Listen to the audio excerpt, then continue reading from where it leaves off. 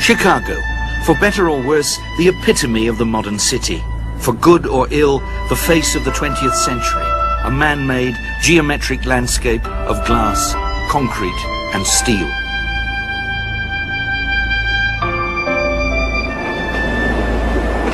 Much of the 20th century face was first fashioned not here in the New World, but in the Old, in a revolutionary school of architecture and design, founded in a small provincial town in Germany at a moment of political unrest and economic chaos. It was called the Bauhaus.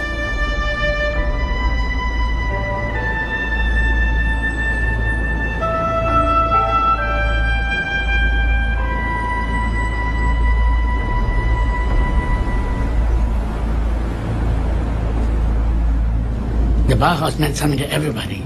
See, the myth was already spread around that if it was Bauhaus, it must be either good or bad, depending on what your opinion was.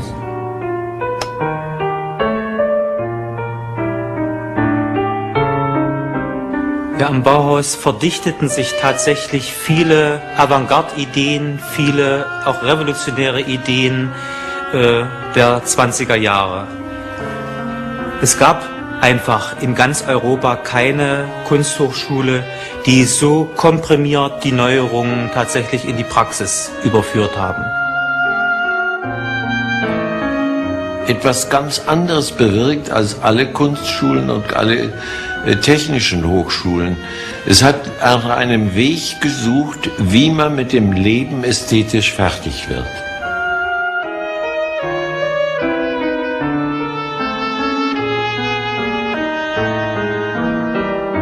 The Bauhaus was the greatest design institution of the 20th century, without a doubt. It's affected everything. Our cities on a huge scale turned them into rather mechanical machines. And it's turned our interiors into rather nice, simplified, kitchen-like instruments.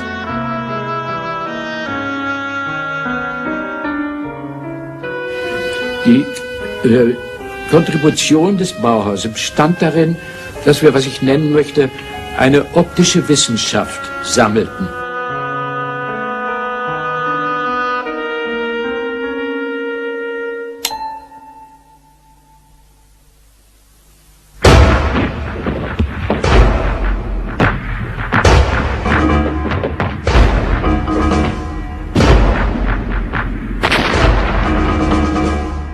The Bauhaus was born out of catastrophe. The new world it helped to shape came painfully into being some 3/4 of a century ago, even as the old world was collapsing. The Bauhaus was the idea of Walter Gropius, a German architect who, while serving as an officer in the Great War, dreamed about a school of art and design that would help change the world.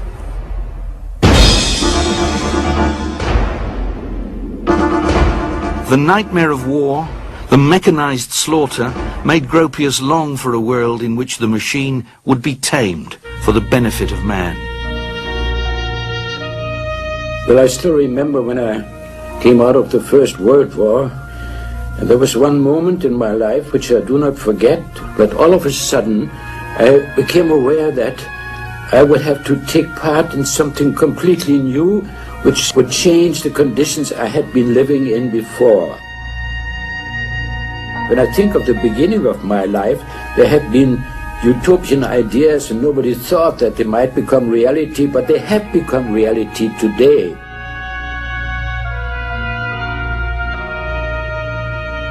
After the war, Gropius began to make his utopian dream come true. He was asked to found an art school and expressed his revolutionary ideas in a manifesto published early in 1919. The school would be called the Bauhaus, Building House, and the manifesto was illustrated by a dramatic woodcut of a Gothic cathedral, its spire soaring up towards the starry sky. The ultimate aim of all creative activity is the building. We must all return to the crafts. The school is the servant of the workshops and will one day be absorbed by them. Let us together create the new building of the future, which will one day rise towards the heavens as the crystalline symbol of a new and coming faith. Gropius was not alone in his utopian aspirations. His school was supported by public funds.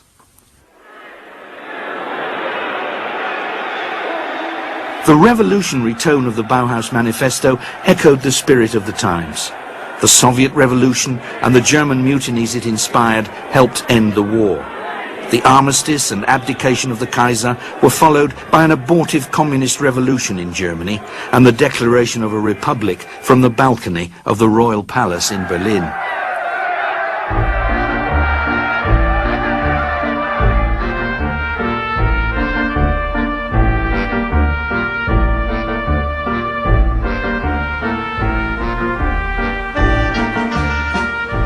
The Bauhaus was founded in the old city of Weimar, where the new German constitution was also devised.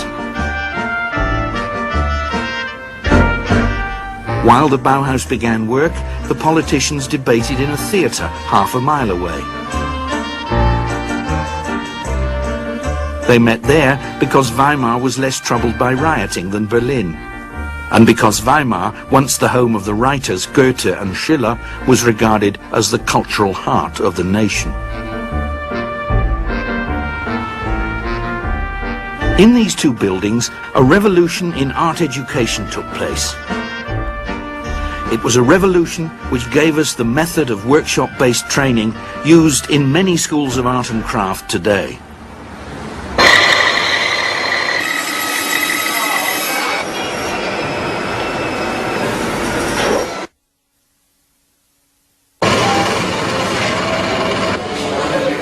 Dann war mir klar, dass eine größere Verbindung zwischen den neuen Produktionswaffen, den Maschinen und dem künstlerischen Menschen hergestellt werden müsste.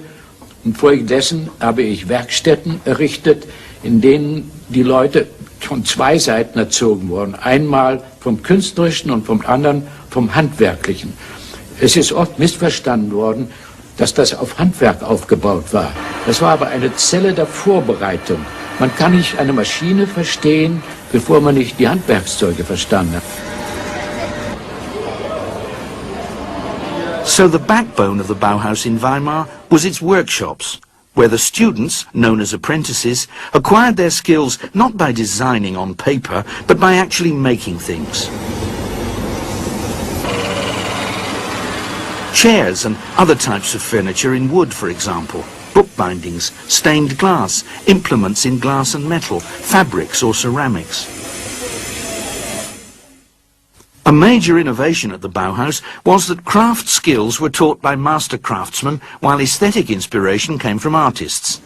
The pottery workshop was run by a master craftsman under the artistic supervision of the sculptor Gerhard Marx, who relished the bohemian atmosphere at the Bauhaus.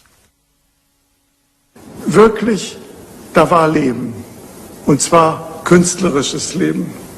Also das hieß, dass man sich die Schuhe auf die nackten Füße malte und Umzüge machte und rote Fahnen anklebten und so weiter. An Persönlichkeiten unter Schülern und Lehrern fehlte es wirklich am Bauhaus nicht. In my mind, the painters of the modern time had done some constructive thinking. They had developed a certain philosophy as to artistic space and colors and form. So I thought, though the final aim of the Bauhaus for me was architecture, that the painters might be able to bring in really the beginning of a new constructive thought. And they have shown that it was so.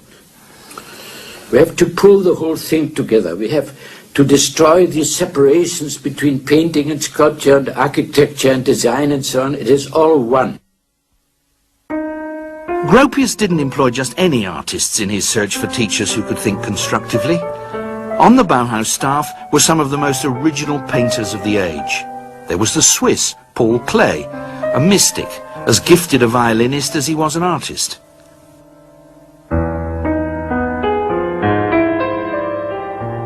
There was Vasily Kandinsky too, the Russian who, before the Great War, had virtually invented abstract painting.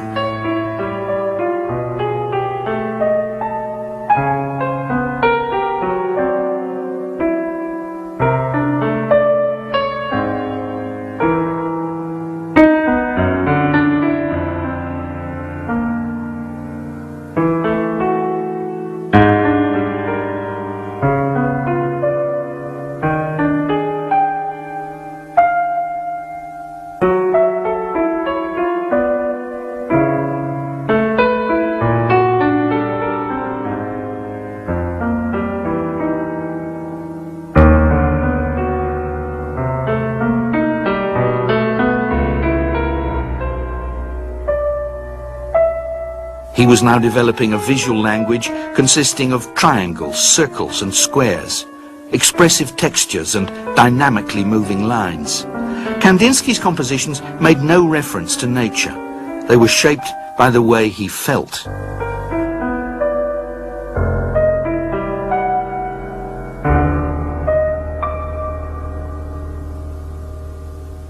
Another painter who taught at the Bauhaus was Johannes Itten, a metaphysical dreamer who was responsible for one of the many innovations which made the Bauhaus such a remarkable school. This was the compulsory foundation course, to which Klee and Kandinsky also contributed. Johannes Itten's foundation course was the basic unifying factor in the Bauhaus for its entire period. Johannes Itten was there for 3 years, and he was the one to invent this method of teaching, where he would start off with breathing exercises, with intense introspection, with a kind of Buddhist-like calm, which he learned actually from Buddhism. Itten was also a disciple of Mazdaznan, a variety of Zoroastrianism, in whose service he shaved his head and wore monkish robes, even while teaching. Well, Bauhaus was the first time in art and design education that the emphasis had been put on the individual student, the student's emotions and senses and intellect. And it was also the first time that design had been taught in a coherent way within an art context. A student would arrive and enroll for the preliminary course, and instead of previous preliminary courses, which had been all about the history of art and learning about the solutions of past ages, you went straight into abstract forms. You learnt about materials and their textures. You learnt about colour theory. So it was a kind of grammar that you learnt for 6 months to find out about your individuality and which direction will you go. That was the basic structure of the course. In drawing as well as in three-dimensional design, a great stress was laid on texture. We had to imitate texture of wood, of glass, of wool, of anything we found interesting in contrast to other textures. And also we were asked to build up three-dimensional structures of various materials.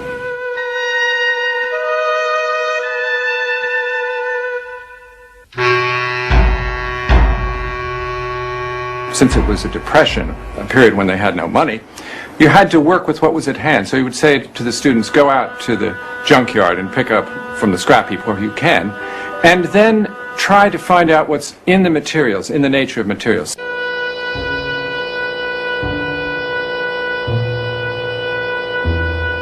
My girlfriend, for example, had cut her hair short that time.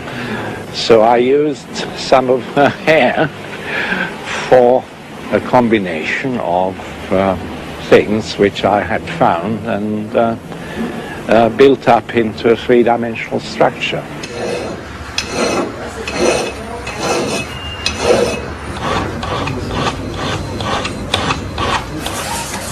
The Bauhaus invented the modern art student. I mean, up until the Bauhaus, art students were rather conformist characters who sat in serried ranks, all doing the same thing, all rather middle-class people doing watercolours and copies of antique sculptures and so on. And from the word go, the Bauhaus attracted a certain kind of rather politically radical student.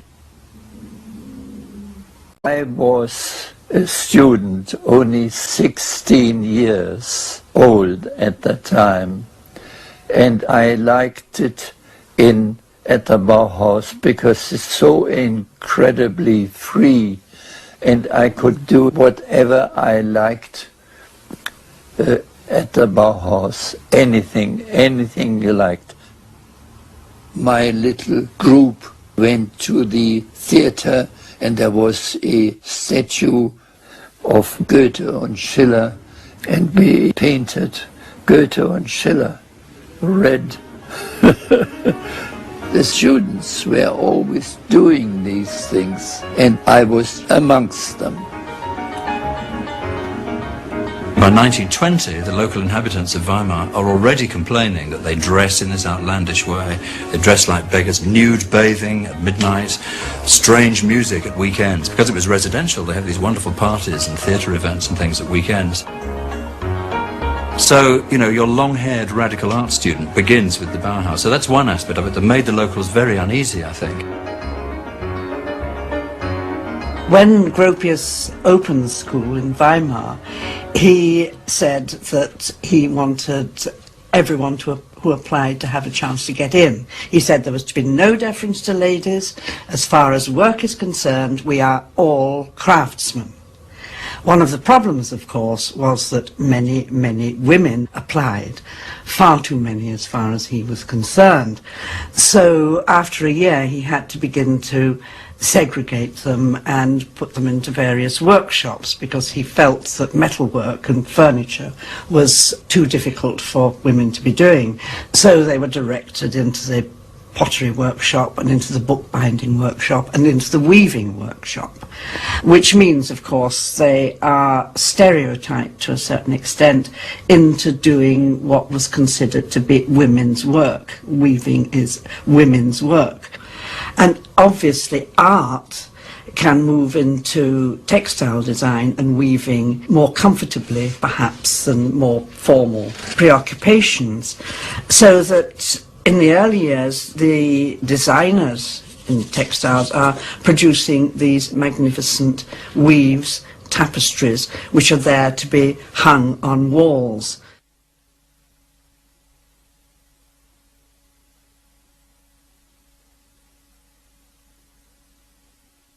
One of the most brilliant women students, Marianne Brandt, wasn't a weaver, however. A member of the metal workshop, she made some extraordinarily beautiful household utensils in copper and other materials.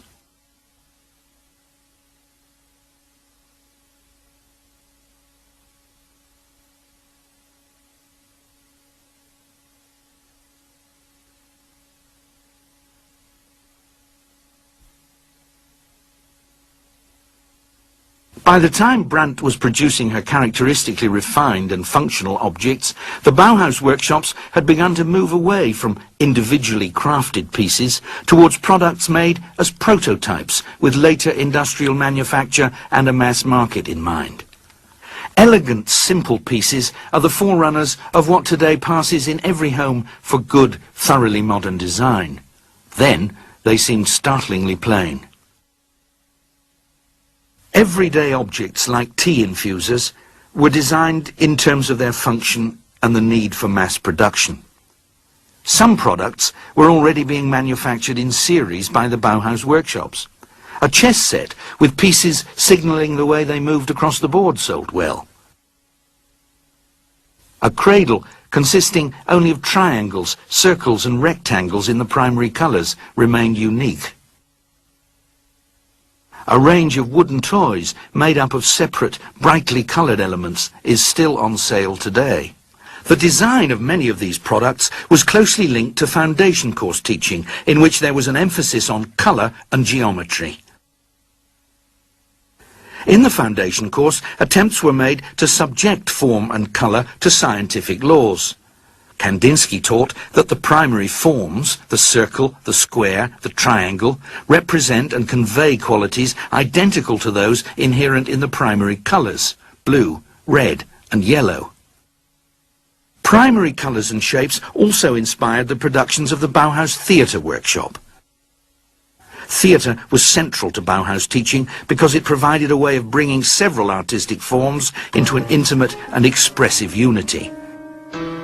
Its artistic director was the painter and sculptor Oskar Schlemmer.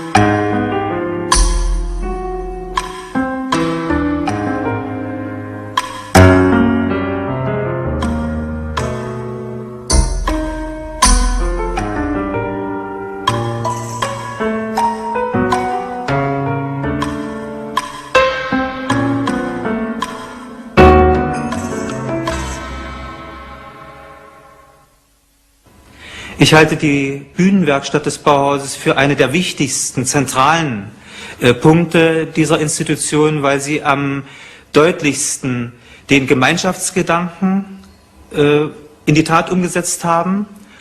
Die Studierenden konnten also sowohl Architektur, Kostüme und Masken entwerfen und experimentieren. Und das konnte man in dieser Vielfalt tatsächlich nur an der Bühnenwerkstatt. We did things like that. And there's my leg in there. My teachers at the time were Schlemmer, Klee, Kandinsky, and it was Moholy Nodge, who was the teacher for the foundation. And he was marvelous and wonderful and quite wonderful.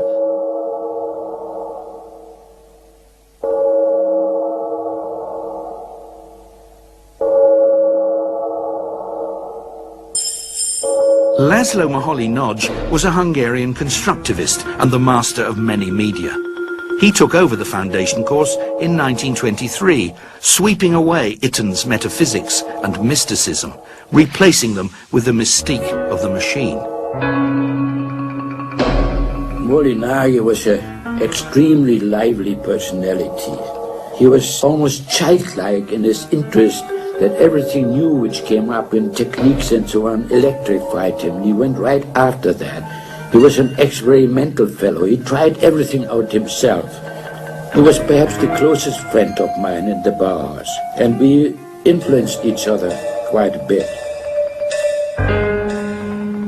Moholy-Nagy was understanding what was going on in the economy and the industrial life of the modern time, and tried to build his ideas into that.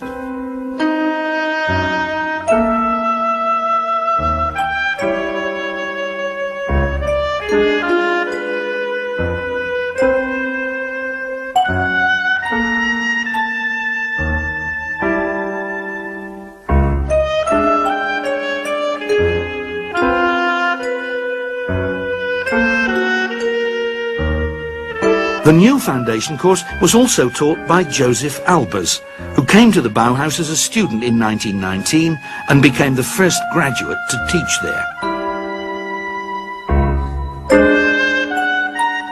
Wenn ich aus einem Material etwas herstelle, dann sollte ich die Kräfte, die in dem Material sind, auch benutzen und nicht zudecken. Also dieses in dem Material denken war sein Ziel. Und er stellte Aufgaben, die etwa so lauteten wie mit dem großen Stück Packpapier, das etwa ein Yard groß ist, aus dem man Raum herstellen musste. Man konnte es falten, man konnte es schneiden, also alles das tun, was man sagt. Wir entdeckten dann, dass man es senkrecht belasten kann. Wir haben Faltungen gemacht, worauf ein Mann stehen konnte. Aber alles zusammen gesehen ist der Albers ein Mensch, der systematisch den jungen Leuten die Verrücktigkeit des Künstlers austreibt und ihn zum vernünftigen, deutlichen Denken bringt.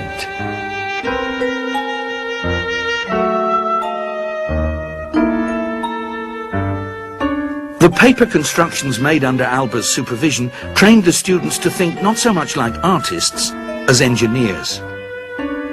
In 1923, the Bauhaus finally went public. The local government demanded to see what was being done with taxpayers' money, so it was agreed to mount an exhibition. Die Ausstellung von 1923 hatte einen doppelten Charakter. Einmal stellte sie die Arbeitsergebnisse der ersten Jahre der Schule in sehr wirkungsvoller Form dar in Weimar. Es brachte sehr viel nationale Aufmerksamkeit, ja sogar auch einige internationale Aufmerksamkeit nach Weimar. Zugleich aber machte diese Ausstellung schon die Wende von dem eher expressionistischen frühen Bauhaus zum konstruktivistischen späteren Bauhaus deutlich. The most important feature of the exhibition was a house built on a hill overlooking the Weimar Park on a street called Am Horn. The site was on a field used to grow fruit and vegetables for the Bauhaus canteen. The house was constructed from prefabricated parts and furnished entirely by the Bauhaus workshops. It was ecologically sound, cheap to build and easy to run. The Haus am Horn gave a shape to dreams about a better world. The Haus am Horn was an experimental house built with the purpose to be so economic in price that a skilled worker in Germany would be able to afford it, with all the mod cons included, like central heating and bathroom. This was, of course, one of our ideals. We wanted to penetrate into the mass market because we thought once our things are economically priced for the man in the street and, let's say, available to be bought in shops like Woolworths, then, of course, we will succeed in changing the environment. And that, we felt, would be also changing man towards a better being.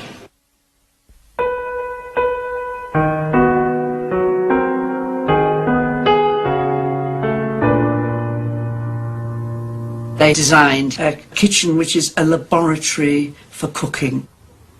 They are using ceramics and glass that's been designed in the workshops, and it's not a sort of kitchen living room which most medium-class houses intended to have, or a kitchen in which the servants would work, which is totally segregated from the rest of the house. It's part of the unit of the house, but at the same time it's laid out along rational principles. In these kitchens, they had everything, the storage, the layout, to produce an efficient centre of the household.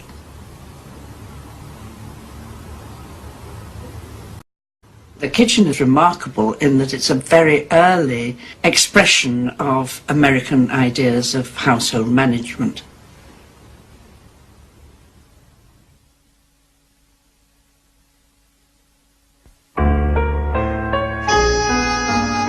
In 1923, hyperinflation was raging, and so the Haus am Horn, intended to be built and sold in large numbers, remained the only one of its kind. As the printing presses ran hot, the zeros on the banknotes multiplied. Some of the notes were even designed at the Bauhaus. Unemployment rose.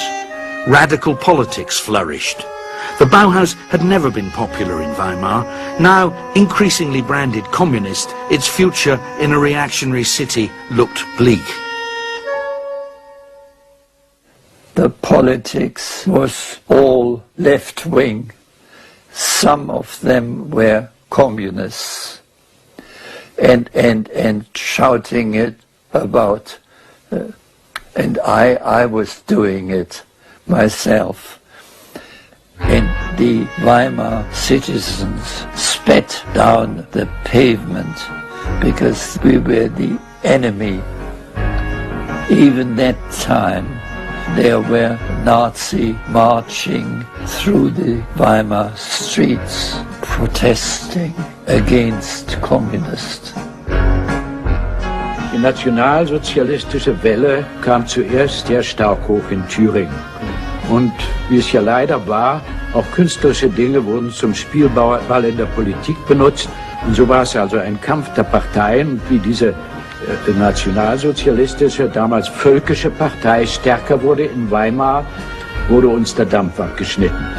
Und ich habe mich mit meiner Fakultät zusammengesetzt und wir haben in der Öffentlichkeit das Bauhaus als geschlossen erklärt und haben so der Regierung damals den Dampf aus den Segeln genommen.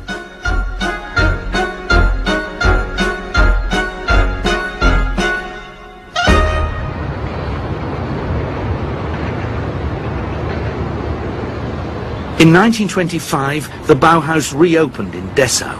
an industrial city to the north.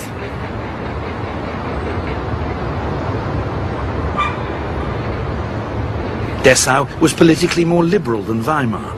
It was also richer, thanks to its chemical and engineering works.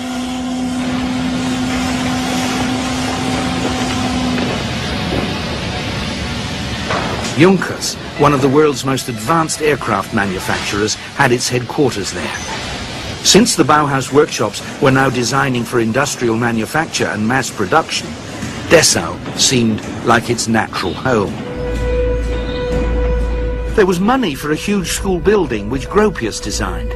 Thanks to advanced construction techniques, it took little more than a year to build in glass, steel and concrete. Everything was under one roof: the workshops, offices, canteen and student flats. It was the crystalline cathedral of functionalism. The Bauhaus was one of the first buildings in Europe to express the hunger for directness and simplicity which affected architecture almost everywhere at the time and were the most visible characteristics of the international style.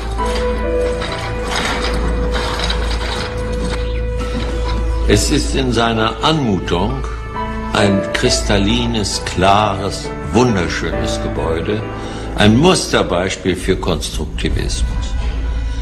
Und es ist bautechnisch ein unglaublich modernes Gebäude, denn alle die großen Glaswände sind Vorhänge, die von oben herunterhängen. Die stehen nicht. Sie sind nicht tragend, sie sind Vorhänge. Filled with light, uncluttered, somehow severe and clinical, the Bauhaus looked less like an art school than a huge laboratory. Appropriately enough, its leading teachers, Kandinsky, Klee and Gropius, looked less like artists than chemists or mathematicians.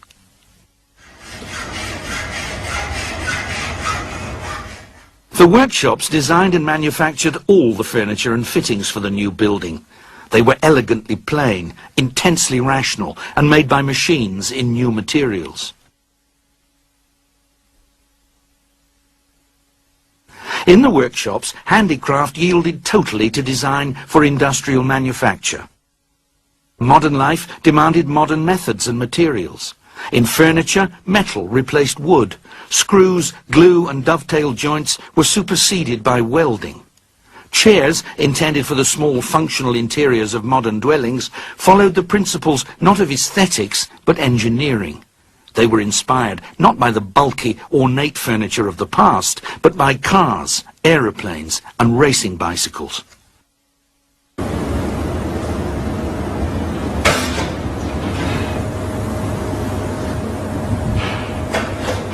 A chair, known as the Vasily, was designed for Kandinsky.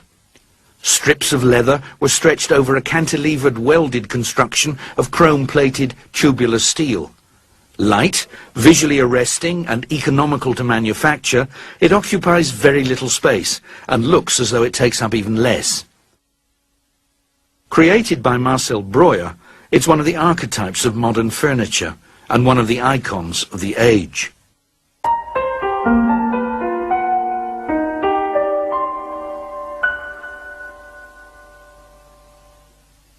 Photography was exploited not only as an art form, but also as a means of visual communication. Experiments were made with photomontage, double exposures and overprinting.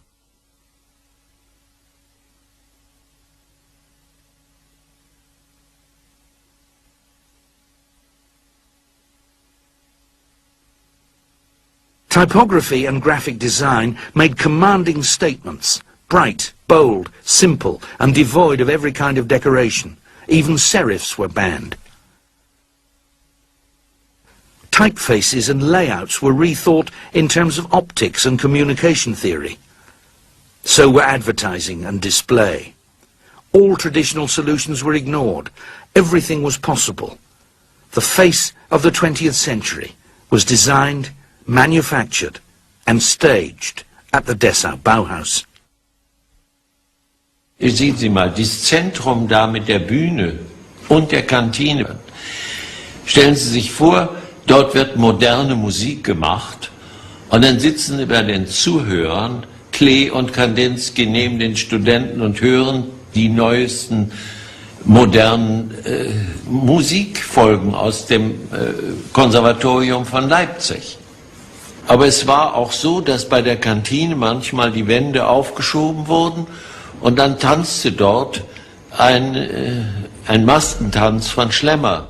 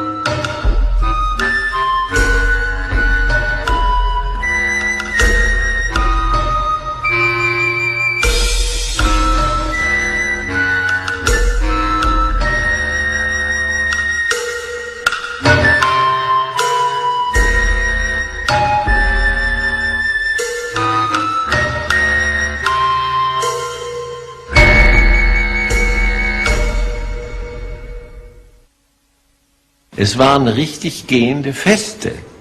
Es wurde also ein Thema gegeben, metallisches Fest. Und dann musste man sich danach etwas erfinden, was in diesem metallischen Feste eben richtig war.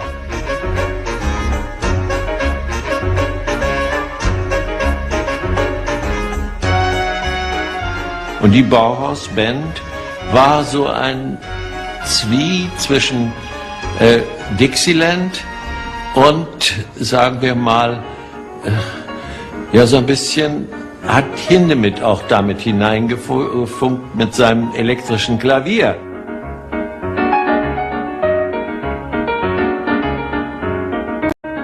Wenn wir uns auf die Straße wagten, besonders die Weberinnen, die in Hosen gingen, dann war immer ein Aufruhr da. Das ist unmöglich, sagten die Leute. Und wenn wir kamen mit unserem Pony, sagten die Mütter zu ihren Töchtern, guckt da nicht hin, das ist ein Bauhäusler. Also wir waren wohl die Punks hier für die Dessauer Welt.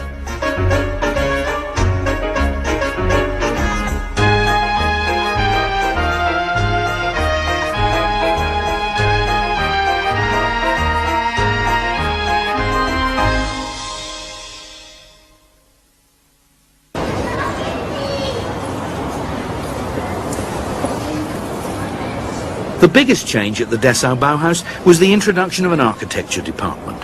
Students collaborated on the planning and design of an estate of workers' houses in a Dessau suburb. The estate, intended to deal with an acute housing shortage, consisted of flat-roofed utilitarian dwellings assembled from standard prefabricated parts. Built remarkably quickly, they were cheap to buy or rent, comfortable and easy to run. Financed by the city council, the development was one of the earliest estates of its kind. Head of the architecture department was Hannes Meyer, a communist who believed building was not an art but a science. He soon became the second director of the Bauhaus. When I in 1928 stepped out, because I thought that with the coming up Nazi movement, that I was a factor which did harm to the Bauhaus because they attacked always me, I stepped back and wanted to go again into private activities and made Hannes Meyer to my successor. Hannes Meyer had not told me about his strong leanings towards the very leftish political side. Dies hat dann im Lauf der Zeit, der nur 2 Jahre die Meyer am Bauhaus war, dazu geführt, dass sich die Tendenz der Schule gleichsam nach links verschoben hat. Was natürlich auch damit zu tun hatte, dass 1929 in der Folge der Weltwirtschaftskrise eine sehr starke, disparate Bewegung in Deutschland war, die ja dann auch den Aufstieg der Nazi-Bewegung begünstigt hat und auf der linken Seite des politischen Spektrums ein sehr starkes Anwachsen der kommunistischen Bewegung, die auch am Bauhaus aktiv wurde. Dies war der eigentliche Grund, Hannes Meyer 1930 von der Leitung des Bauhauses zu entfernen und Ludwig Mies van der Rohe zu seinem Nachfolger zu bestimmen. They got Mies van der Rohe, who was not a gentleman like Gropius, but a Catholic theoretician from the Rhineland. And if you know Germany, you realize that the Rhineland was different from Prussia. Mies van der Rohe was easygoing, Rhineland, wine drinking, cigar smoking, easy, quiet, secret man. And when Mies van der Rohe got there, he was horrified by the functionalist attitude of everything, and he believed in art. And was himself a great friend of Paul Klee and of Kandinsky. And he wanted to bring back art as the foundation for the Bauhaus, not losing the discipline. He was much more disciplined than the Bauhaus. The Bauhaus was ideological, but led easily into political protests. Under Mies, who became director in 1930, architectural studies dominated the Bauhaus and all political activity was banned. To no avail. In Dessau, as earlier in Weimar, the Nazis gained control of the city council and closed what they saw as a festering sewer of communist, cosmopolitan and Jewish ideas.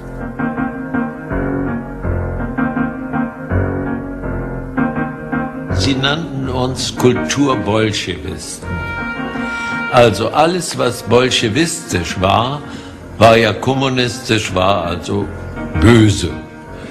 Und wir waren durch die Stahlmöbel und durch unsere Verbindung von Kunst und Technik völlig falsch gelagert, denn der Nationalsozialismus hatte eine ganz starke Ausprägung zum Blut und Boden, das nannte man so. Das hieß bäuerliche Möbel, bäuerliche, handfeste Sachen. Dabei ließ er sich vom Speer Möbel machen, die waren wie die auf den Dampfern, wie sie auf den großen Schiffen. Aber er verlangte von dem Volk also, dass sie also solche Holzmöbel nehmen. Und er wollte wieder zurück zu der bäuerlichen Einfachheit. Und das war der Sache. Und dann gab es Brauchtum und Sitte. Dann wurde auch noch getanzt. Also, und unsere Jazzmusik war ja absolut verboten. Die ließ man nur, Goebbels ließ sie nur im Film durchkommen. In Filmen durfte man ein bisschen so Tanzmusik machen und so. Die hassten uns, weil wir was anders machten.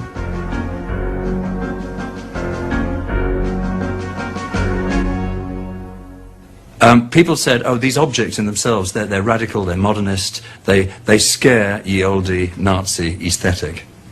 That simply isn't true.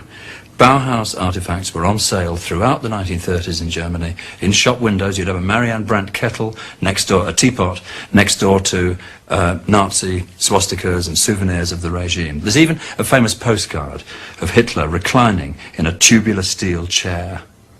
So it wasn't the objects which caused the problem. The Nazis quite understood industrialization. I mean, autobahns, gas stations, the four-year plans, you know, the Volkswagen. They understood all that.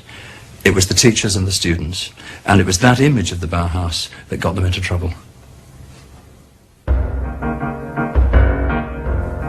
Stormtroopers commandeered the Dessau Bauhaus, shattering glass, throwing tools, files and furniture out of the windows. Another sinister kind of school took over the building. It trained party functionaries. The last home of the Bauhaus was Berlin.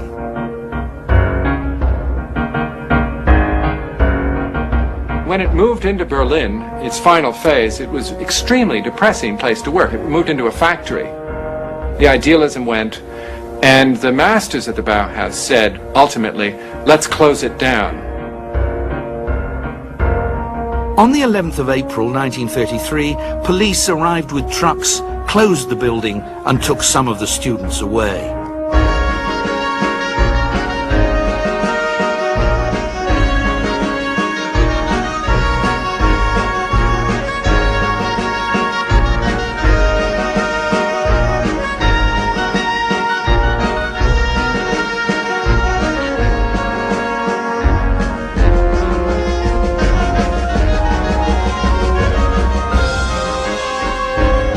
By the beginning of 1933, the Nazis had come to power throughout Germany. So the Bauhaus, whose life began with the birth of the Weimar Republic, ended with its extinction. Its 14-year life had exactly mirrored that of Germany itself.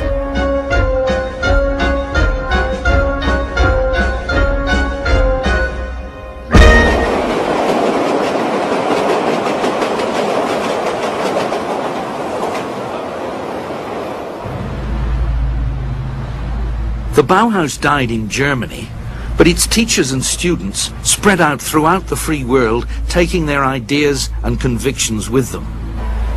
These took deepest root in America, particularly Chicago. Ironically, the enormous reputation and influence of the Bauhaus were enhanced by Nazi persecution.